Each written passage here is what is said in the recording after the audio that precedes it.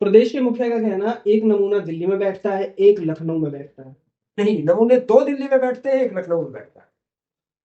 वो विपक्ष को टारगेट कर रहे थे, कहीं राहुल और अखिलेश की बात कर रहे थे। देखिए, नाम नहीं लिया, इसका मतलब डरते हैं। अगर आप मेरे से बहस करते हैं तो मेरा नाम लेके बात करेंगे, और अगर नाम ना लेके तुम जो है एक अलग धारणा छोड़ते हो तो ये जरूर डबल इंजन टकराने वाली बात है।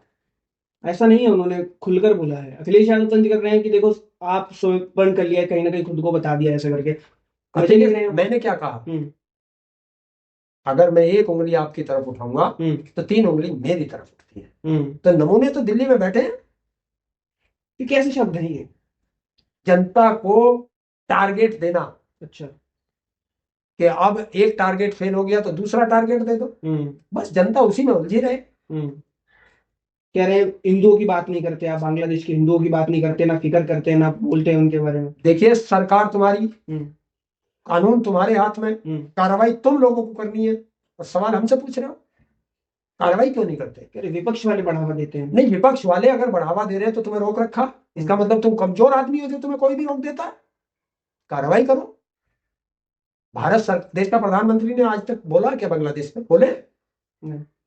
देश का गृह मंत्री बोला है? नहीं। क्यों?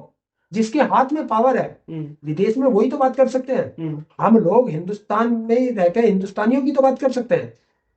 अगर विदेश में कोई कार्रवाई करनी होगी तो वो तो भारत सरकार करेगी। छूटे कहते हैं उत्तर प्रदेश में कोई ऐसा नहीं बचा जिसमें खौफ ना हो, अगर गलत करेगा तो उसके पीछे बुलडोजर हमेशा पीछे रहता है उसके। कौन कह रहा? योगी जी। कल मैंने देखा है क्रिसमस के डे पे, परसों,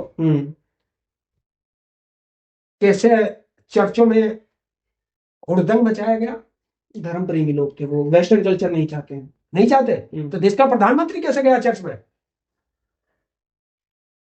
देश का प्रधानमंत्री कैसे गया चर्च में, जिसको वो अपना आदर्श मानते हैं? मतलब तुम जाओ, तुम करो तो रासलीला, और हम करें तो करेक्टर ढीला। देश का प्रधानमंत्री चर्च जा सकता है, उनके समर्थक चर्चों में तोड़फोड़ करते हैं। देश का प्रधानमंत्री जो बयान देता है उनके समर्थक उसका उल्टा करते हैं। तो देश का प्रधानमंत्री एक बार कार्रवाई क्यों नहीं कराता? क्या लगता है, पहले मस्जिदों के बाहर हनुमान चालीसा होती थी, अब चर्चों के बाहर भी दिखने लगी है? देखिए, मंदिरों में जगह नहीं है, तभी तो हनुमान जी मस्जिद के बाहर चालीसा पढ़ा जाता है। अब चर्च भी शामिल है, अब उसमें चर्च भी आ गई। कौन? तो ये विदेश में भारत की जो थू हो रही है उसे छुपाने के लिए ये किया। तो क्या लग रहा है ये बार बार ऐसी चीजें क्यों? जो कल की शायद घटना है या परसों की है, बनारस के अंदर विदेशी सैलानी थे, वो लाल टोपी लगा करके बनारस घाट पर थे, उनको भगाया गया, उनको गालियां ऊपर दी गई, जो भी किया गया होगा। तो क्या विदेश में हमारी क्या वहां होगी? जो विदेश में हमारे हिंदुस्तानी भाई रह रहे हैं उनके साथ क्या व्यवहार होगा फिर? एक घटना बरेली में, एक मुस्लिम व्यक्ति था, वो बर्थडे मना रहा था, तो उसके लफ्जी आग के एंगल से उसके साथ मार पिटाई कर दी। इस तरह की जो घटना होती है ये प्रायोजित होती है।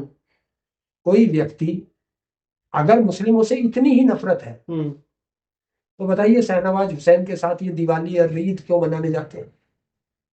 मुख्तार अब्बास नकवी के यहाँ क्यों जाते हैं? मौलवियों के साथ क्यों मिलते हैं? ये जो सत्ता में बैठे लोग हैं, ये उनका एजेंडा है।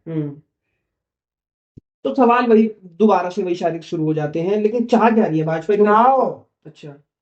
पता करो देश में इतना तनाव क्यों है। हिंदुस्तान में कहीं चुनाव तो नहीं है? तो ये वो है चुनाव। जब जब चुनाव आएंगे भारत के अंदर, देश में नफरत फैलेगी, और जिन राज्यों में चुनाव होगा उनमें ये हिंदू मुस्लिम की आग ज्यादा लगेगी, और ये सरकारें चाहती हैं। सवाल फिर से वही, योगी जी, अखिलेश जी, ये सारे के सारे बोलते तो हैं, लेकिन आम जनता के साथ ये सारी चीजें जब बीत रही हैं, कोई पिट रहा है, किसी के साथ कुछ हो रहा है, क्यों आम जनता करती है इस काम को? वो तो संगठन वाले लोग हैं ना। कोई हिंदू रक्षा दल वाला है, किसी चर्च के सामने प्रोटेस्ट करने सत्ता में बैठे किसी नेता का बेटा गया क्या? नहीं। मस्जिद के सामने हनुमान चालीसा पढ़ने किसी राजनेता का या किसी ब्यूरोक्रेट का बेटा गया क्या? किसी उद्योगपति का बेटा गया क्या? वे क्यों नहीं जाते?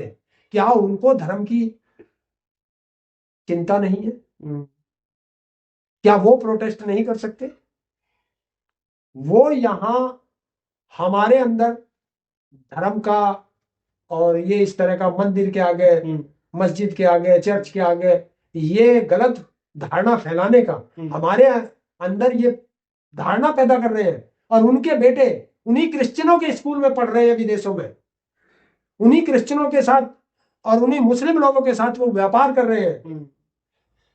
लेकिन भाजपा की जो महिला नेता है वो भी कह रही 4 बच्चे पैदा करने की जरूरत है अभी हमें हिंदुओं को। किसने रोका है? जो 4 बच्चे पैदा नहीं करेगा वो देशद्रोही हो जाएगा। और जो कह रही है 4 बच्चे पैदा करने की जरूरत है, उसके खुद के 2 बच्चे हैं, तो पहले तो वो अपने पति से बात करें कि 4 बच्चे हमें पैदा करने। वीरेंद्र शास्त्री का कहना डायनासोर जिस तरीके से विलुप्त हो गए, एक दिन हिंदू भी विलुप्त हो जाएगा अगर जागा नहीं तो जाए वो, फिर क्यों नहीं जाते? आरएसएस के लोग जो यहाँ रोज जगह जगह शस्त्र पूजा करते हैं और जब निकलते हैं तो लाठियां कंधों में धर के निकलते हैं, तो किसको डराते हैं? वो हिंदुओं को ही डराते हैं। जाए, हिंदुओं की रक्षा करने का उनके ऊपर ठेका है, तो वे जितने भी ठेकेदार हैं ये धर्म की रक्षा करने वाले, इनको जाना चाहिए। वीरेंद्र शास्त्री कह रहे हैं जैसे डायनासोर गायब हो गए वैसे एक दिन हिंदू भी गायब हो जाएंगे। तो क्या किया उसने हिंदुओं के लिए? यात्रा निकाली अभी। यात्रा निकालने से क्या हो रहा है? जागरूक किया। रक्षा करो, प्रधानमंत्री के घर पे चलो, देश का प्रधानमंत्री ही तो रक्षा करेगा विदेशों में हिंदुओं की। प्रधानमंत्री के यहाँ जाओ, प्रधानमंत्री के यहाँ जाते हुए पेंट के लिए होती है क्या? जब सही दरवाजा नहीं खटखटाओगे, जब तक आप लोग सही दरवाजे पर दस्तक नहीं दोगे, आपकी कोई नहीं सुनेगा। वीरेंद्र शास्त्री की बड़ी बात। देखिए, अगर इस हिंदुस्तान को बचाना है तो इन बाबाओं को सलाखों के पीछे रखना पड़ेगा, क्योंकि एक दिन आसाराम बापू भी धर्म बचाने चले थे, कहाँ है? एक दिन राम रहीम भी धर्म बचाने चले थे, सनातनी को पक्का करने चले थे, कहाँ है? ये बाबा धंधा करते हैं, धंधा। आसाराम को देखा, कितना बड़ा साम्राज्य खड़ा कर दिया, कहां से आया? राम रहीम को देखा, कितना बड़ा साम्राज्य खड़ा कर दिया है? और सनातनी की बात करते करते ये क्या नाम है, रामदेव, कितना बड़ा धंधा कर दिया। आप सनातनी की बात ही नहीं, रामदेव तो विलुप्त हो गया, शायद दिखाई नहीं दे रहा, कहीं पोस्टर लगने वाले हैं उसके। व्यापार में बिजी होंगे, व्यापार मत तो। हाँ, तो धर्म की रक्षा हम करें, धर्म को हम बचाएं, और ये जो हमारे नाम पर धंधा कर करके ये व्यापारी बन जाए। एक दिन जो आसाराम के साथ हुआ, जो राम रहीम के साथ हुआ, आप देख लेना, एक दिन धीरेन्द्र शास्त्री भी वहीं मिलेगा।